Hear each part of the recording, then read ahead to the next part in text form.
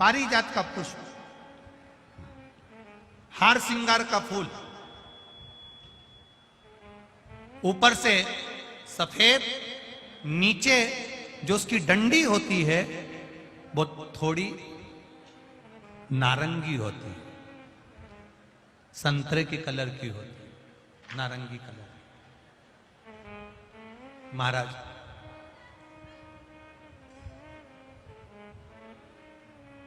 रात्रि में खिलने वाला ये फूल, रात्रि में जो फूल खिलता है ये पारिजात का, और हार श्रृंगार का जो ये पुष्प है जिसको हार श्रृंगार भी कहते हैं, पारिजात भी कहते हैं, और कहीं कहीं इसको शिरडली का पुष्प भी कहते हैं। ऊपर से सफेद होता है, नीचे उसकी जो डंडी होती है वो नारंगी कलर की होती है। शिव कथा कर रही है, शिव महापुराण का चरित्र कर रहा है। जिस समय पर संतान की प्राप्ति नहीं होती या किसी कारणवश, किसी कारण से हमारे यहां वंश की वृद्धि नहीं होती, तब देवाधिदेव महादेव की आराधना पारिजात के फूल से करी जाती है। अब उस पुष्प को चढ़ाने का एक तरीका है, जरा ध्यान दीजिएगा। पंच पुष्प शिव महापुराण की कथा आप लोग सुनने के लिए बैठे हो, बड़ी आस लगाकर बैठे हो, उसको समझिए। पारिजात का जो फूल शिव जी को चढ़ता है, भगवान देवाधिदेव महादेव को चढ़ता है, जैसे ये शिवलिंग है, मान लो ये शंकर भगवान का शिवलिंग है, ये जलाधारी है, ये जल नीचे गिरने का स्थान। आप लोगों ने पहले कथा सुनी है ना सबने, आपको सबको मालूम होगा। राइट में गणेश जी का स्थान, लेफ्ट में कार्तिकेय का स्थान, बीच में अशोक सुंदरी की जगह। जहां पर यह शिवलिंग रखा है वो माता पार्वती जी का हस्त कमल, शिवलिंग के रूप में, शंकर भगवान के रूप में यह शिवलिंग है। ऊपर से जो एक एक बूंद जलाधारी नीचे गिरती है वो शंकर भगवान की 5 लड़कियां, जया, विषहरा, शामली बारी, दौतली और देव, ये शंकर जी की 5 बेटियां हैं। वंश वृद्धि के लिए, कार्य सिद्धि के लिए, वैभव प्राप्ति के लिए, या अपने हृदय की सुख समृद्धि के लिए, संतान प्राप्ति के लिए पारिजात हार श्रृंगार के फूल की शिव जी को आराधना होती है। हार श्रृंगार का जो पुष्प होता है, अशोक सुंदरी वाली जगह पर हम पारिजात के पुष्प को समर्पित करते हैं। उसकी डंडी का जो मुख है वो शिवलिंग की ओर होता है जब हम अपना अशोक सुंदरी पर चढ़ाते हैं, और फूल का मुख इधर होता है। वापिस उसी पारिजात के पुष्प को उठाकर हम माता पार्वती जी के हस्त कमल पर, जो गोल हस्त कमल है, वहां समर्पित करते हैं। उस जगह पर माता पार्वती जी की ओर से जो पुष्प समर्पित किया जाता है, उसकी डंडी पारिजात की हमारी ओर होती है, पुष्प का मुख महादेव की ओर होता है। तीसरी जगह जब हम पारिजात के पुष्प को अशोक सुंदरी पे से उठाकर जगत जननी के हस्त कमल पर रखते हैं, हस्त कमल पे से उठाकर देवाधिदेव महादेव के शिवलिंग पर रखते हैं, उस समय पर पारिजात के पुष्प की डंडी शिवलिंग के ऊपर होती है और फूल का मुख अपनी ओर होता है। इस जगह पर पारिजात के पुष्प की डंडी के केसर से ही महादेव को त्रिपुंड लगाया जाता है और महादेव से प्रार्थना करी जाती है।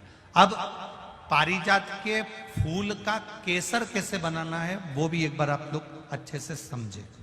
जैसे मान लो अभी पारिजात का तो फूल यहां पर नहीं है, पर आप टीवी पर दर्शन कर रहे होंगे। पारिजात पुष्प की जो पीछे की डंडी होती है, फूल सफेद और पीछे जो डंडी होती है नारंगी कलर की, केसरिया कलर की, उसको तोड़ लिया जाता है।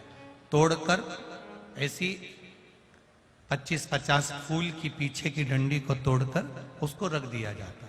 उसको धूप में नहीं सुखाते, केवल घर में उसको एक कटोरी में या थाली में रख दो, वो धीरे धीरे सूख जाएगा।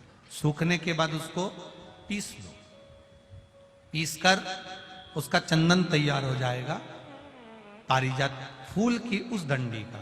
और जिस समय वंश के लिए, सिद्धि के लिए, कार्य सिद्धि के लिए या वैभव प्राप्ति के लिए हम पारिजात का पुष्प देवादिदेव महादेव को समर्पित करते हैं, उस समय इसी को पानी में घोलकर देवादिदेव महादेव को जब आप लगाएंगे तो जैसे केसर घुलती है, केसर का जैसे कलर होता है, केसर जैसी सुगंध करती है, वैसे की वैसे ही ये पारिजात की जो डंडी आप लोगों ने सुखाई है, वही डंडी का जो चंदन बनाया है, शिव जी को लेपन करा है, उस समय पर अपने हृदय की बात आपने जो देवादिदेव महादेव को कही है, बस वही सुगंध हमारे जीवन में आना प्रारंभ हो जाती है। वो पारिजात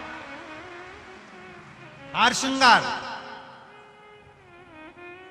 अब जरा ध्यान दीजिएगा, हार श्रृंगार के पुष्प, पारिजात का जो पुष्प है, सोमवार की अष्टमी पड़ने पर यदि हम देवादिदेव महादेव की पारिजात के फूल से आराधना करते हैं, स्मरण करते हैं, तो उसका फल भी हमें अधिक प्राप्त होता है। पारिजात का पुष्प, हम तो यहां तक कहेंगे अगर आपके यहां हार श्रृंगार का पेड़ लगा हो, पारिजात का पुष्प यदि आपके यहां होता हो, रात को खिलता है, सवेरे मिलता है, ऐसा पारिजात का अगर वृक्ष आपके यहां लगा हो तो प्रयास करना। 12 महीने शिवरात्रि आती है, बोलो आती कि नहीं आती? आती है ना 12 महीने। 12 महीने शिवरात्रि आती है। कैलेंडर पर एक गोला बनाकर रख देना कि हमको ये शिवरात्रि आई है, हर महीने की शिवरात्रि तुम्हारे ध्यान में रहेगी। एक पारिजात का पुष्प, हार श्रृंगार का पुष्प, एक अगर देवादिदेव महादेव को आपने चढ़ाना चालू कर दिया, समर्पित करना प्रारंभ कर दिया, तो आपको पीछे पलट कर देखने की जरूरत नहीं पड़ेगी, महादेव हाथ पकड़ ही रहता। पारिजात का पुष्प शिव को समर्पित हो।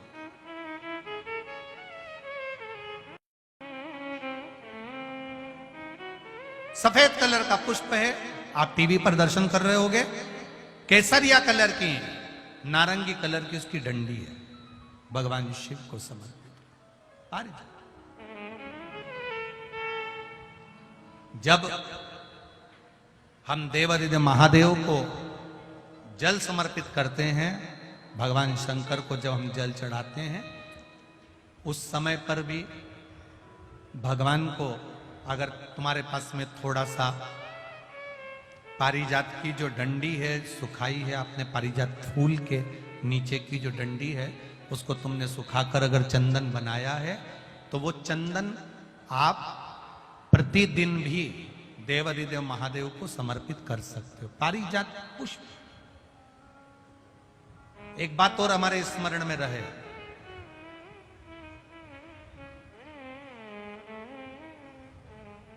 भगवान शिव को जो ये 5 तरह के पुष्प समर्पित करे जाते हैं, इन पुष्पों की डंडी जो पीछे लगी होती है, इसको तोड़ा नहीं जाता शिव जी को चढ़ाते समय। इसका स्मरण आपको रहे।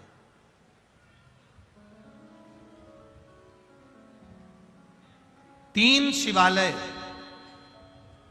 ऐसे हैं जहां पर पारिजात के पुष्प को समर्पित कर देने से, भगवान शंकर को अगर पारिजात का पुष्प समर्पित किया जाता है तो मनवांचित फल की प्राप्ति होती है।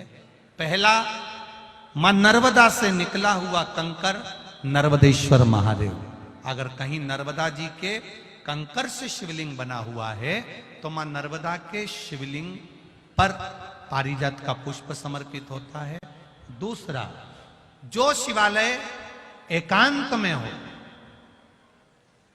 एकांतेश्वर महादेव जो एकांत में बैठे हो, भले ओटले पर बैठे हो, अकेले बैठे हो, एकांत में बैठे हो, वो एकांतेश्वर महादेव पर भी पारिजात का पुष्प समर्पित कर देने से, अगर कोई अदालत का कोर्ट केस होता है तो बाबा देवादिदेव महादेव का मात्र पारिजात पुष्प का स्मरण या उसको समर्पित कर देने से भी फल की प्राप्ति होती है। तीसरा, ऐसा शिवालय जो नदी के तट पर हो, सरोवर के तट पर हो, कुंड के तट पर हो, बावड़ी के तट पर हो, कुएं के तट पर हो।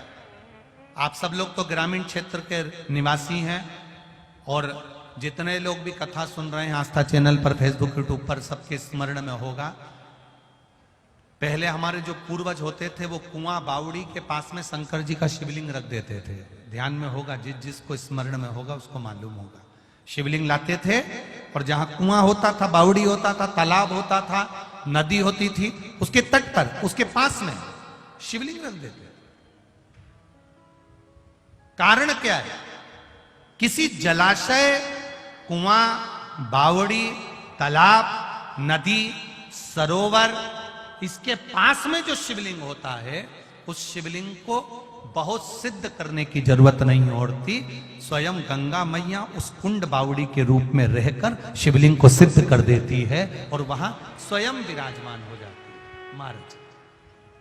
वहां पर भी यह हार श्रृंगार पारिजात का पुष्प शिव को समर्पित किया जाए। 3 जगह ऐसी है जहां कभी मौका मिल जाए और तुम्हारे पास में पारिजात का फूल हो और कहीं तुम्हें मिल गया, तुमने आज्ञा ले ली, हम ये पुष्प ले लें क्या, और लेकर अगर आपने चढ़ाया है तो उसका फल जरूर मिलेगा।